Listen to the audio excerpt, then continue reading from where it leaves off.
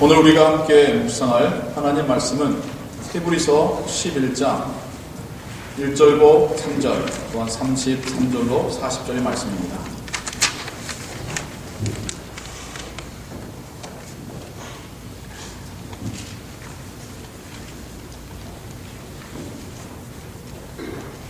(1절부터) 3절까지는 우리가 한 목소리로 같이 읽겠습니다. 믿음은 바라는 것들의 실상이요 보지 못하는 것들의 증거니 선진들이 이로써 증거를 얻었느니라. 믿음으로 모든 세계가 하나님의 말씀으로 지어진 줄을 우리가 아나니 보이는 것은 나타나는 것으로 말미암아 된 것이 아니니라. 33절부터 40절까지는 저와 여러분들이 한 절씩 번갈아 읽으시고요. 마지막 절은 함께 읽겠습니다. 저희가 믿음으로 나라들을 이기기도 하며 의를 행하기도 하며 약속을 받기도 하며 사자들의 입을 막기도 하며 외세를 멸하기도 하며 칼날을 피하기도 하며 연약한 가운데서 강하게 되기도 하며 전쟁의 명령을 하여 이방 사람들의 죄를 물리치기도 하며 여자들은 자기의 죽은 자를 부활로 받기도 하며 또 어떤 이들은 더 좋은 부활을 얻고자 하여 악형을 받되 구차히 면하지 아니하였으며 또 어떤 이들은 비용과 채찍질뿐 아니라 결과와 오래 갇히는 시험도 받았으며 돌로 치는 것과 톱으로 켜는 것과 시험과 칼에 죽는 것을 당하고 양과 염소의 가죽을 입고 유리하여 궁핍과 환난과 학대를 받았으니 이런 사람은 세상에 인간치 못하도다. 저희가 광야와 산중과 암열과 불굴에 유리하였느니라. 이 사람들이 다 믿음으로 말미암아 증거를 받았으나 약속을 받지 못하였으니 이는 하나님이 우리를 위하여 더 좋은 것을 예비하였은즉 우리가 아니면 저희로 온전함을 이루지 못하게 하려 하심이니라. 아멘. 말씀 위해서 기도하겠습니다. 사랑과 은혜가 충만하신 하나님 아버지, 이 시간 주의 말씀을 듣겠나이다. 우리에게 말씀하옵소서. 우리 안에 계신 성령께서 그 말씀으로 우리로 하여금 깨닫게 하시고 우리의 매일의 삶 가운데 지켜 행하며 순종하도록 도와주옵소서. 예수 그리스도의 이름으로 기도하옵나이다. 아멘.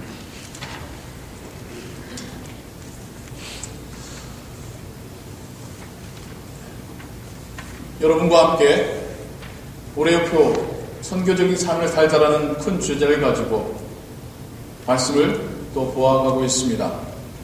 오늘은 그 세 번째 시간입니다. 그 시작에 있어서 우리는 천국에 대한 메시지를 들었습니다. 천국이 우리 삶의 목표라는, 우리의 돌아갈 영원한 본향이라는 말씀을 드렸지요. 그리고 그 다음으로 구원에 대한 말씀을 들었습니다. 우리의 신앙의 여정의 출발선은 결국 우리가 주님을 만났던, 주께로부터 구원받았던, 주께로 구원받은 거기서부터였다라는 말씀을 들었습니다. 오늘은 믿음을 주제로 우리가 말씀을 듣기를 원합니다. 먼저 여러분들에게 그 결론과 같은 말씀을 드리자면 믿음은 이 여정을 가게 하는 힘입니다. 이 여정을 끝까지 완수하게 하는 하나님의 은혜입니다. 히브리서 11장, 제가 설교를 준비하면서 지난 7년간 히브리서를, 특히 히브리서 11장을 어떻게 설교했는가, 저는 설교를 다 모아놓거든요. 봤더니 한 번도 없더라고요. 아주 저도 놀랐습니다. 히브리서 11장 하면 떠오르는 주제들은 믿음으로 할 수 있다, 믿음으로 승리한다, 우리 믿음으로 해보자, 그러한 주제들을 많이 듣곤 하죠. 우리가 히브리서 11장 전체를 읽을 수는 없었으나 히브리서 11장에서는 그 처음에서는 믿음에 대한 이야기를 하시고 계속해서 그 믿음은 어떠한 삶인 모습인가라는 그러한 예들을 특별히 구약 성경 안에서 말씀하고 계십니다. 여러분과 함께 보고자 합니다. 먼저 4절에 아벨에 대한 이야기로부터 시작합니다. 아벨이 하나님께 믿음의 제사를 드렸던 그 사건을 가지고 성경은 이것은 아벨의 믿음이었다 라고 말합니다. 그 다음은 에녹입니다. 에녹은 우리가 알기로 죽음을 보지 않고 하나님께서 데려가심을 받은 사람이다. 그러나 그 이유가 더 중요해요. 하나님을 기쁘시게 하였다. 성경은 이것을 그의 믿음이라 말합니다. 7절에 노아를 이야기합니다. 노아가 방주를 제작했던 그 사건을 이야기합니다. 그 당시에 방주를 제작하는 그 모습은 사람들에게 비웃음거리였고 조롱거리였습니다. 하지만 하나님의 그 말씀을 믿고 그 믿음으로 엄청난 규모의 방주를 짓고 하나님의 그 만드신 생명체들 가운데 쌍으로 어떤 그의 가족이 구원을 입게 되지요. 이어서 성경은 8절에서 아브라함을 이야기합니다. 아브라함이 그 고향을 아비와 친척 그곳을 떠난 이야기를 먼저 거론하며 이것이 그의 믿음이었노라 라고 이야기합니다. 계속해서 아브라함에 대한 이야기가 진행되다가 그리고 17절에서는 그 아들을 하나뿐인 아들 이삭을 제물로 바치는 그 장면마저도 아브라함의 믿음이었노라 라고 이야기하지요. 계속해서 성경은 믿음의 선조들에 대한 이야기를 하는데 20절에는 이삭에 대한 이야기에서 이삭의 믿음을 어디서 발견하냐면 이삭이 그 두 아들 야곱과 에서에게 축복하며 안수한 그 장면을 믿음으로 이야기합니다. 그리고 21절에서 야곱도요. 야곱의 인생이 성경 안에 길게 참 많은 부분으로 기록이 되어 있는데 그 중에서도 마지막 그 12 아들들을 향하여 그들이 앞으로 되어질 일들을 이야기하는 그 장면을 야곱의 믿음으로 히브리서는 이야기하고 있습니다.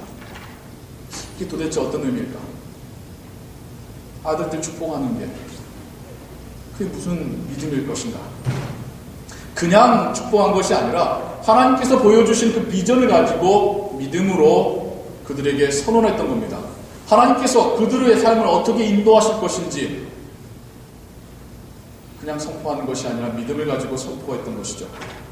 즉 하나님의 뜻을 대언하며 선포했던 그 행위를 하나님은 믿음으로 인정하고 계시는 것입니다.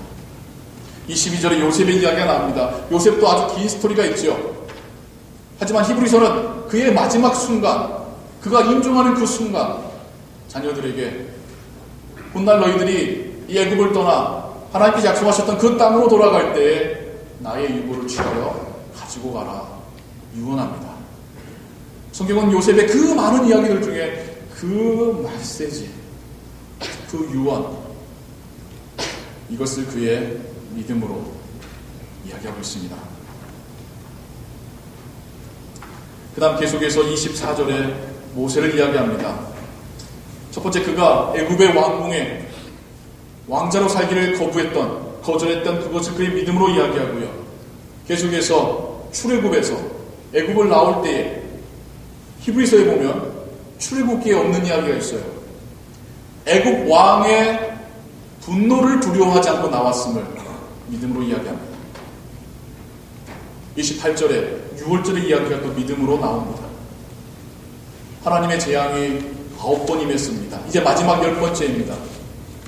이 재앙을 피하기 위해서 문지방과 문설주에 어린 양의 피를 바르라야 한다라고 하는 어찌 보면 이해되지 않는 이 명령에 순종하여 바른 행위들을 하나님은 믿음이라 말씀하십니다.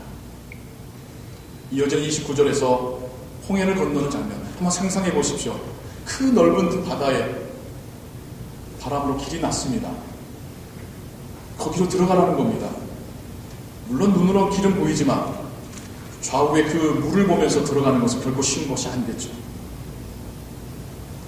여리고성을 돌기만 하였던 그 상황도 하나님에 대한 믿음이었다라고 히브리서는 이야기하고요. 그리고 31절에 라합이 자신의 민족에게 위협이 될 걸 뻔히 알면서도 이스라엘의 스파이들을 환영해주고 먹여주고 숨겨줬던 그 행위를 믿음이라 말씀하십니다. 그렇게 그런 다이나믹한 사건들 그래 믿음이라 말할 수 있겠지. 계속해서 믿음의 선조들에 대한 이야기가 나오는데요. 이번엔 사람의 이름은 언급되지 않지만 그들에 대한 이야기들이 좀 더 디테일해집니다. 한번 볼까요? 33절에 믿음으로 나라들을 이기기도 하며 의를 행하기도 하며 약속을 받기도 하며 사자들의 입을 막기도 하며 믿음이 있었기에 놀라운 일들을 행하고 있습니다. 34절에 불의 세력을 멸하기도 하고 칼날을 피하기도 하고 연약한 가운데서도 강하게 되기도 하고 전쟁에 용맹하여져서 상대방의 진을 물리치기도 하고요. 심지어 여자들은 자기의 죽은 그 아들이 부활하여 다시 돌아오는 그 사건도 경험하였다. 신약에 있는 그 사건을 언급합니다. 믿음이 있을 때에 놀라운 일들을 행한다는 걸 이야기합니다. 그런데 여기서 그치는 게 아닙니다. 35절부터는요. 지금까지 해왔던 그 이야기들과는 전혀 다른 이야기를 합니다. 더 좋은 부활을 얻기 위하여 악형을 받되 구차히 면하지 아니하고 희롱을 받고 채찍질 당하고 결박당하고 옥에 갇히고 돌에 맞아 죽고 톱으로 몸을 절단하여 죽고 시험당하고 칼에 죽고 황무지에서 동물의 거친 가죽을 둘러입고 살고 궁핍과 환난과 학대를 받으며 살았던 믿음을 또한 이야기합니다. 우린 믿음 생각하며 하나님의 능력이 나에게 임하게 하는 통로처럼 생각합니다. 믿음만 있으면 이 세상에 무서울 것 없다라고 쉽게 말합니다.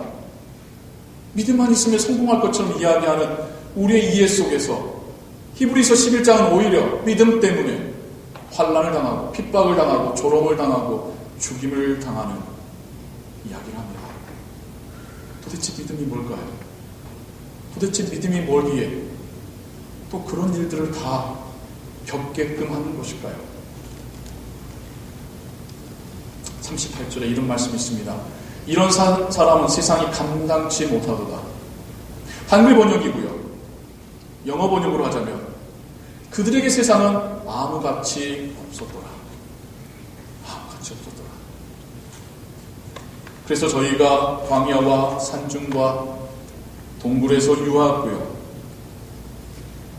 그러나 심지어 이 사람들마저도 그들의 믿음이 아직 완성된 것이 아닌데 그 이유는 우리와 함께, 성경의 표현에서 우리와 함께라면 신약의 성도들이겠죠. 그리고 오늘날의 우리겠죠. 우리와 함께 그들이 하나님의 예비하신 것을 받으며 온전해질 것이기 때문이다. 그게 뭘까요? 하나님의 나라입니다. 하나님의 나라가 임하였을 때에야 비로소 그 우리의 믿음의 삶이 온전해지고 완성이 되는 것입니다. 구약의 성도들도 그 믿음으로 살았고 교회 시대를 살고 있는 우리에게도 하나님은 그 믿음의 삶을 말씀하고 계십니다. 도대체 믿음은 뭘까요? 참 믿음 어렵습니다. 믿음에 대하여서 몇 가지 질문들을 가지고 여러분들과 함께 같이 고민하길 원합니다. 첫 번째입니다. 성공을 위한 믿음인가? 아니면 실패에도 불구하고 변치 않은 믿음인가? 우리에게 믿음이 있다고 하는 것은 어떤 의미일까요? 우리는 믿음을 갖자, 믿음을 가져라, 믿음을 갖겠습니다. 어떠한 것을 목표로, 이유로 그런 말들을 하는 걸까요? 믿음이 있으면 하나님께 날 도와주시기 때문일까요? 믿음이 있으면 하나님의 축복이 나에게 임하기 때문일까요? 그럼 믿음을 믿음이라 부르면 안 되죠. 요술지팡이라 불러야죠. 주문이라고 불러야죠. 내가 원하는 것을 이루게 하는 방법이었지 않습니까? 하지만 성경은 분명히 말하고 있습니다. 믿음으로 성공한 사람도 있을지 모르지만 동시에 믿음으로 실패하거나 믿음 때문에 고난받는 사람도 있었노라고 이야기하고 있습니다. 그렇다고 한다면 믿음은 성공을 위한 방정식이나 아니면 통행권은 아니란 사실이겠죠. 두 번째 질문입니다. 내가 받고자 하는 것에 대한 믿음입니까? 아니면 하나님께서 주실 것에 대한 믿음입니까?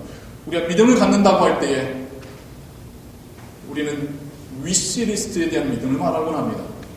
내가 하나님께 이것을 받고 싶습니다. 이 응답을 받고 싶습니다. 내 기도에 하나님 응답하십시오. 내가 믿음을 갖고 있습니다. 우리 믿음 이야기할 때 그러한 논조로 많이 이야기하죠. 내가 기도한 대로 이루어질 것에 대한 믿음입니까? 그렇다면 결정권은 내게 있는 것이지 않겠습니까? 내가 결정하고 내 결정에 하나님이 따라주시는 모습이지 않습니까?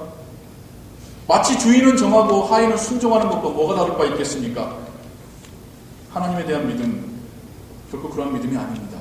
아니, 그래서는 안 됩니다. 이런 반대로 해야죠. 하나님께서 결정하신 것에 우리가 따르는 것이 믿음입니다. 내가 정해놓은 것을 하나님께서 이루어 주시는 게 믿음이 아니라 하나님께서 정하신 그 길이 승리의 길도 될 수 있지만 그 길이 고난의 길이 될 수 있음에도 불구하고 하나님께서 정하셨기 때문에 걸어가는 것, 그게 믿음입니다. 세 번째 질문입니다. 믿음은 내 안에서 심리적인 어떤 노력인가? 믿으려고 하는 노력인가? 아니면 하나님이 주신 선물인가? 잘 안 믿겨지시는 분들은 믿어보려고 참 많이 노력하십니다. 근데 그 정도만 돼도 그래도 어슴푸레하게 하나님에 대한 믿음은 있는 것이죠. 믿음이 전혀 없으면요, 믿으려는 노력도 안 합니다. 알려는 노력도 안 합니다.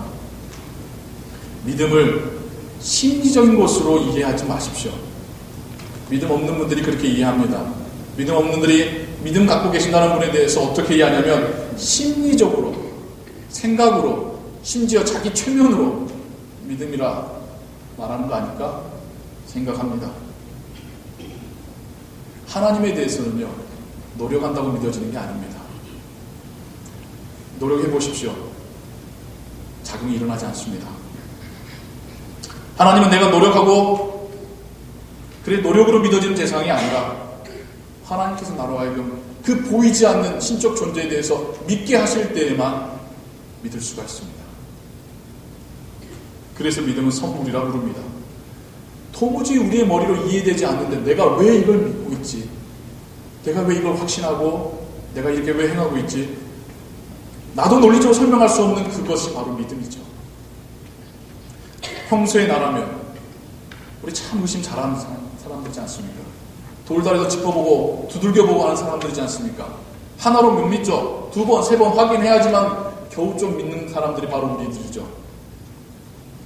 그러나 보지 않았던 스토리들을 믿고 아직 오지 않은 그 나라를 믿고 있다는 것, 하나님 주신 믿음 아니고는 설명이 될 수 없는 그런 우리의 변화입니다.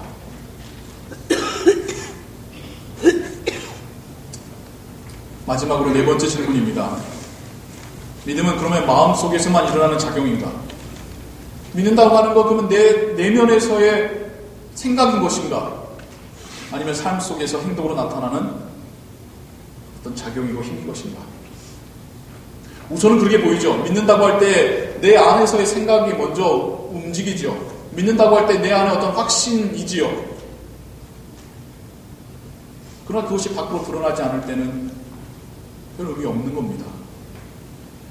별 의미 없는 겁니다. 아무리 사랑해도 사랑을 표현하지 않으면 의미 없는 겁니다. 알 수 없는 거지요. 믿음 그러합니다.